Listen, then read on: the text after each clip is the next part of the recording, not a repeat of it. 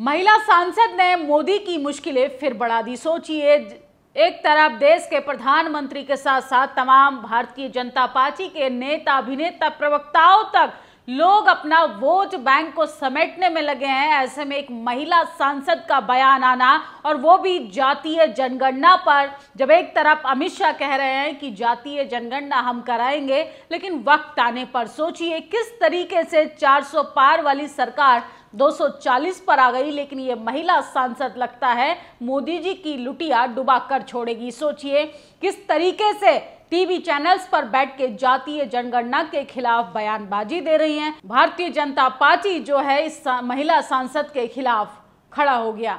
ये महिला सांसद है कंगना रनौत। सोचिए, हिमाचल मंडी से आने वाली महिला सांसद कंगना रनौत को जेपी नड्डा ने कहा और नसीहत दी है कि आपको जातीय जनगणना पर बोलने की कोई जरूरत नहीं है। अगर आपने पार्टी लाइन से जाकर कोई भी स्टेटमेंट दिया तो वो आपके लिए, आपकी, हमारी पार्टी के लिए अच्छा नहीं होगा। लेकिन एक सवाल खड़ा होता है उन तमाम जातिवादी, मनुवादी पत्रकारों पर। सोचिए, न्यूज़ 24 से लेके तमाम 4 चैनलों पर कंगना रनौत का ये इंटरव्यू आया। हर इंटरव्यू में हर जातिवादी पत्रकार ने एक ही सवाल पूछा कि जातीय जनगणना पर आपकी क्या राय है। ऐसा लग रहा था जैसे कंगना रनौत से ज्यादा इस देश के मनुवादी पत्रकारों के पेट में दर्द हो रहा है अगर भारतीय जनता पार्टी या अलग विपक्ष पार्टियां भी जातीय जनगणना कराती हैं। सोचिए किस तरीके से पार्टी के अलावा भी जातिवादी लोग किसी भी पद पर बैठ जाएं, लेकिन उन्हें बहुजनों के हक अधिकारों से तकलीफ होना शुरू हो जाती है। जैसे ही संवैधानिक मूल्यों की बात होती है, जैसे ही आरक्षण की बात होती है, जातीय जनगणना की बात होती है, कोलोजियम सिस्टम को खत्म करने की बात होती है, ST SC वर्गीकरण के खिलाफ जनता को अगर बोलना हो तो ये नहीं दिखाते हैं। सोचिए किस तरीके से जातिवादी मीडिया जो है वो एक्सपोज हो गया। क्रांति कुमार ने अपने ट्विटर एक्स पर जानकारी दी है। कंगना रनौत से बार बार एक ही सवाल हर्ष सवन पत्रकार जानबूझकर पूछ रहा है। 27 अगस्त को आज तक का पत्रकार भोला तिवारी, क्या जातीय जनगणना होनी चाहिए? 28 अगस्त को जी न्यूज का पत्रकार गजोधर पांडे, क्या जातीय जनगणना होनी चाहिए? 19 अगस्त न्यूज़ 24 का पत्रकार सल्टन शर्मा, क्या जातीय जनगणना होनी चाहिए? 30 अगस्त लल्लन टॉप का पत्रकार दुखीलाल द्विवेदी, क्या जातीय जनगणना होनी चाहिए? कंगना रनौत को पूना पैक्ट की जानकारी नहीं, कंगना रनौत को संविधान के नियमों की जानकारी नहीं, कंगना रनौत जनरल नॉलेज का ABC नहीं पता। कंगना रनौत को एक ही बात पता है, वो राजपूत है, आरक्षण बुरा है, जातीय जनगणना नहीं होनी चाहिए। इसके अलावा उसे कुछ भी ज्ञान नहीं है।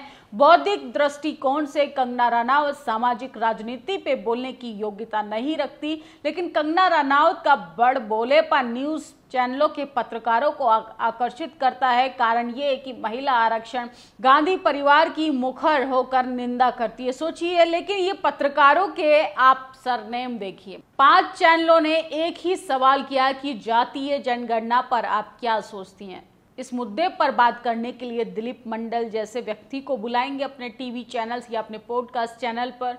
सोचिए किस तरीके से इन लोगों का जातिवादी चेहरा जो है वो एक्सपोज हो गया है, और कंगना रनौत की इसमें कोई गलती नहीं। सोचिए, बॉलीवुड की अभिनेत्री अचानक से राजनीति में आएगी तो उसे राजनीति का, सामाजिक स्तर का ABC नहीं पता होगा। सिर्फ उसको इतना पता है कि वो एक महिला है और वो राजपूत श्रेणी से आती है। सोचिए किस तरीके से ना उसे ST SC OBC पता है, तो कहाँ से जातीय जनगणना पता होगा, कहाँ से भागीदारी जानेगी, कैसे रिप्रेजेंट देना चाहिए, कैसे रिजर्वेशन को इम्प्लीमेंट करना चाहिए।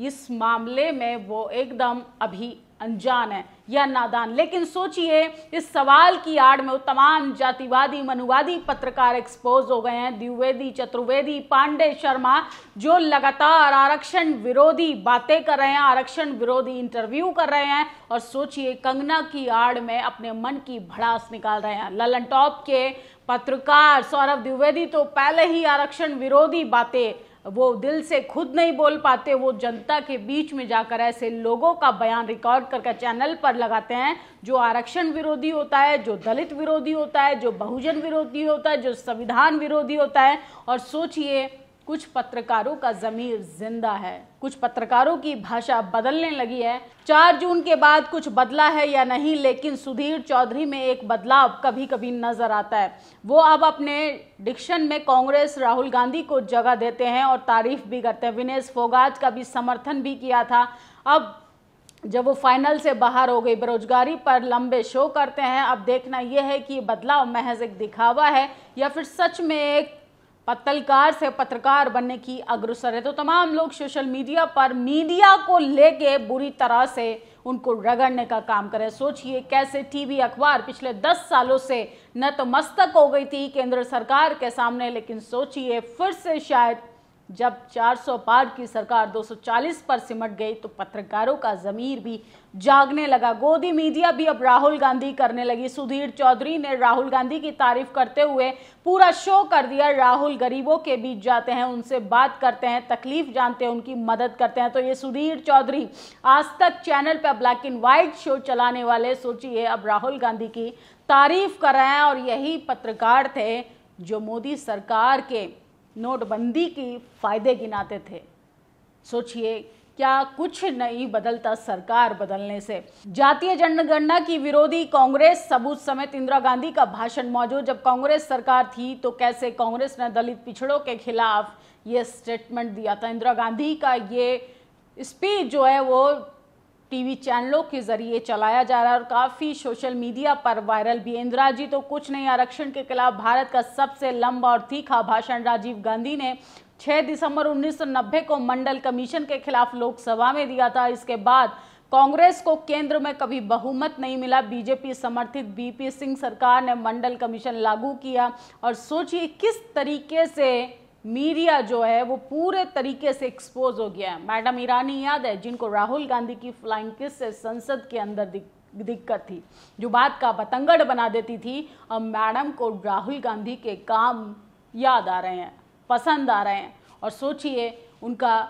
सोशल मीडिया से, ट्विटर एक्स से उनका ग्रे टिक हटा लिया गया है। दुनिया में विफलता का हार से बड़ा शिक्षक कोई नहीं होता। एक ठोकर आपको वो सिखा सकता है जो लाखों सफलताओं में नहीं सीख पाते। स्मृति ईरानी जी के साथ जो हुआ वो बहुत गलत हुआ। अमेठी की जनता ने इनको मुंह तोड़ जवाब दिया तो मैडम खातून की आंखें खुल गई हैं। सोचिए यही है जो रोहित वेमुल्ला को मरने के लिए मजबूर कर दिया था। यही मैडम है जिन्होंने बीएसपी सुप्रीमो मायावती से इस्तीफा मांग लिया था।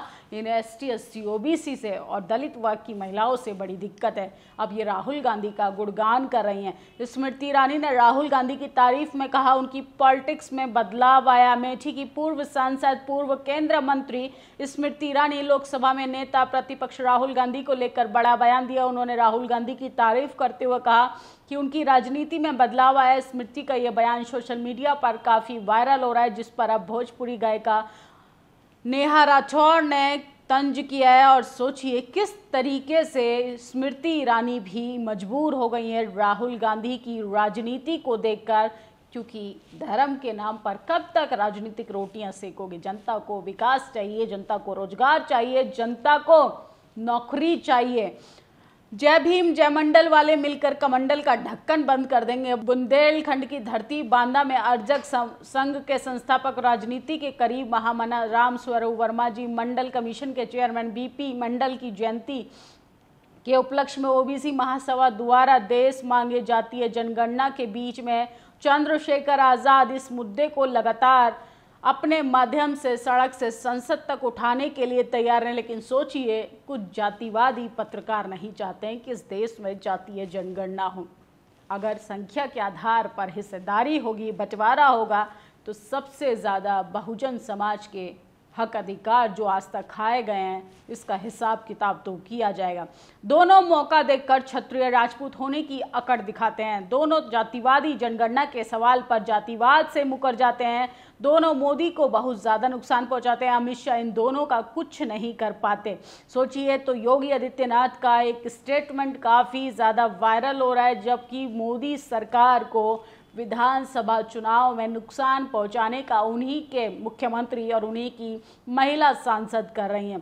भाजपा एमपी का ऑफिशियल बयान आ गया है, जातिवाद जनगणना कतई नहीं होनी चाहिए। मतलब पिछड़े वंचितों को आबादी अनुपात में प्रतिनिधित्व नहीं मिलना चाहिए। किसी योजना के बहाने फैक्चुअल डेटा नहीं होना चाहिए, क्योंकि कोर्टों के सांसद कुछ नहीं बोल रहे, इसलिए मंडी की सांसद का बयान ही आधिकारिक माना जाए। भाजपा एक परिवार है, ये सब एक मत रहते हैं, ज़्यादा डेमोक्रेटिक नहीं है। सब नेता अलग अलग लिवर करते रहते हैं। तो एक तरफ कंगना रनौत की फजीहत हो रही है, दूसरी ओर मोदी सरकार भी विधानसभा चुनाव में घिरती हुई नजर आ रही है। अगर भारतीय जनता पार्टी ने आने वाले समय में जातीय जनगणना नहीं कराई तो मोदी सरकार को अगली सरकार बनाना भी, 5 साल सरकार चलाना भी मुश्किल पड़ जाएगा। इस खबर पर आप लोग अपनी प्रतिक्रिया जरूर दीजिएगा। शुक्रिया।